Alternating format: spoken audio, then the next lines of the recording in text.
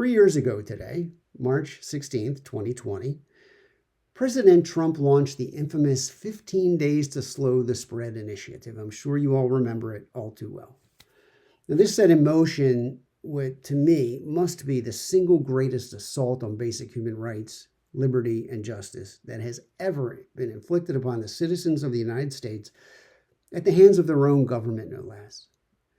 From the White House podium that day, Trump announced in so many words that his administration was going to adopt its own version of the Communist Chinese Party's unethical, unproven, and inhumane lockdown strategy. He said, quote, "My administration is recommending that all Americans, including the young and the healthy, work to engage in schooling from home when possible, avoid gathering in groups of more than 10 people, avoid discretionary travel, and avoid eating and drinking at bars, restaurants, and public food courts," end quote. That day, guidelines were made available in writing to the press that was assembled for the conference. Those guidelines were also made available to the governors and local civil authorities around the country. And stated therein was, quote, "Indoor and outdoor venues where groups of people congregate should be closed," end quote. Where people congregate calls to mind congregations. You know where this is going. Now, in short order, state and local authorities ran with that guidance. Various nations around the world did likewise. And the damage inflicted by that move upon humanity continues to multiply even today. While some good and sincere persons are laboring to assess that damage, there's others, servants of Satan, we can say, who are scrambling to cover it up and to deny it. Well, looking back, for those of us who are willing to learn, or better stated, those who are in pursuit of the truth, there are many lessons, there are many insights and answers to be had from that experience.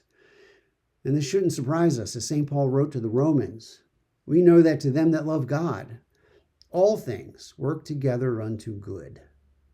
So here today, we're going to discuss just one such good that came out of that dreadful 2020 lockdown experience. And it provides great insight relative to a question that has been plaguing the faithful for some 5 decades now, namely, where is the true Church of Christ to be found in our day? On the very same day that Trump ushered in the lockdowns, I posted an article here at AKA Catholic under the title, "Can the State Order Holy Mass to be Canceled?" I want you to consider reading it or rereading it if you've not already. Here I'm going to cut right to the chase and provide the answer. And it's simply this.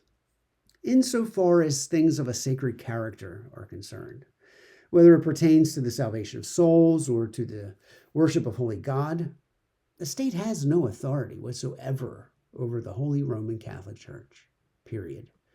Now, this teaching has been the consistent teaching of the Church throughout the ages, and it's articulated very well in the encyclical Immortale Dei by Pope Leo XIII, if you want to read a little bit more.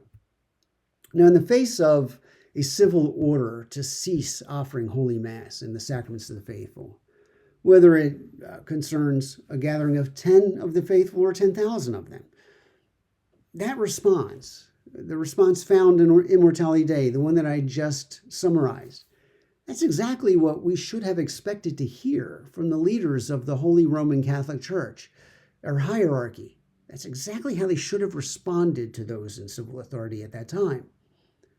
So where was that church in 2020? Where was that church that we know is necessarily visible and should have been audible to us in 2020 as the lockdowns unfolded? Well, as much as I hate to say it, during the lockdowns, where the church is not was far more obvious. And this is where I primarily wish to call your attention today. Before we begin, I want you to consider that knowing where not to look for treasure of any sort is nearly as valuable as knowing where to look.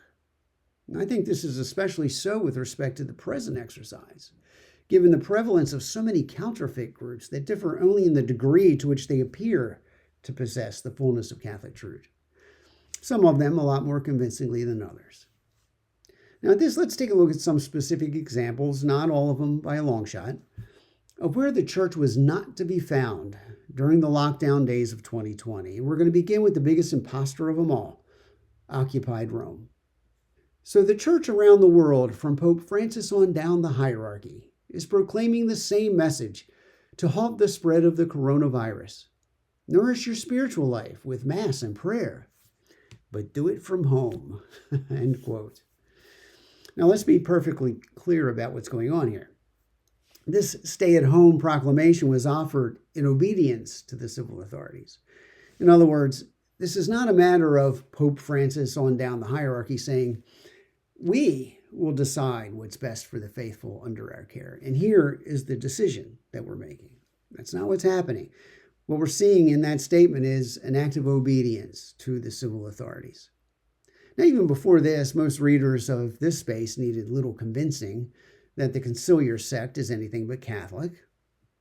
And so few were surprised, I'm sure, when dioceses around the world dutifully obeyed and locked down, shut the faithful out of the churches from attending Holy Mass and receiving the sacraments, just based on the word of the local authorities.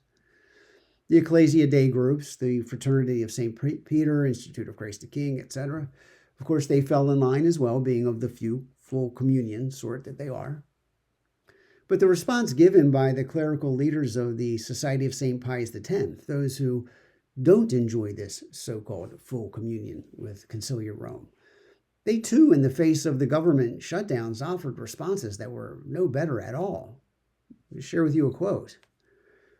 If there are government rulings regarding canceling or reducing the size of gatherings, we will follow the lawful government orders. This according to Father Jürgen Wegner, District Superior of the United States. His counterpart in Great Britain was no better.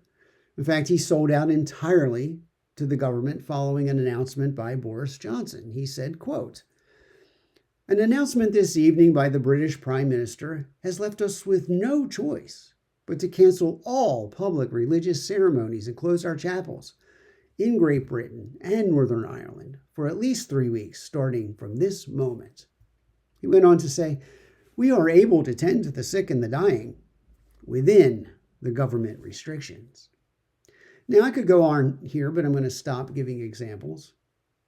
As I wrote exactly 3 years ago today, the audacious government edicts proposing to shut down Holy Mass, they offered a magnificent opportunity for so-called traditionalist clergymen to stand up for the sovereign rights of Christ the King. Before them at that moment in time was a perfect opportunity to declare the kingship of Christ to the entire world. However, I have to say, I'm unaware of any clergyman of any stripe who boldly made use of that teachable moment by insisting upon the eminent freedom of the Holy Catholic Church in a manner equally as public and as bold as the pronouncements that were given by those in civil authority attempting to curtail that freedom. Now, one could hardly be blamed at that time for wondering if the Church of Christ the King still existed in the world. And yet we know that it does, and we know that it will continue until the end of time. Now, speaking of the end times, in this inevitable period of persecution that's coming for the church, Cardinal Manning wrote, quote, "Then the church shall be scattered, driven into the wilderness, and shall be for a time as it was in the beginning, invisible, hidden in catacombs, in dens, in mountains, in lurking places. For a time it shall be swept, as it were, from the face of the earth. Such is the universal testimony of the fathers of the early centuries." End quote. Now that's important. What Cardinal Manning is repeating is not something that he's just shooting from the hip and speculating. He's just repeating what the fathers of the early church had said and what the successors of the apostles has passed along ever since. And so it seems to me, my friends, that this is where we find ourselves today. Even if we're not in the days immediately preceding the end of days, we live in a time when the true church of Christ is to be found and to be seen only with great effort. It's tucked away in this place or that, in this community or that, this gathering of the faithful under the guidance of their sacred pastors, united in faith and in charity, in one true faith, celebrating and receiving the true sacraments in hopeful anticipation of the coming of Christ. Be that as it may, let us not forget the valuable lessons of 2020, not the least of which is knowing where the true church of Christ is not to be found.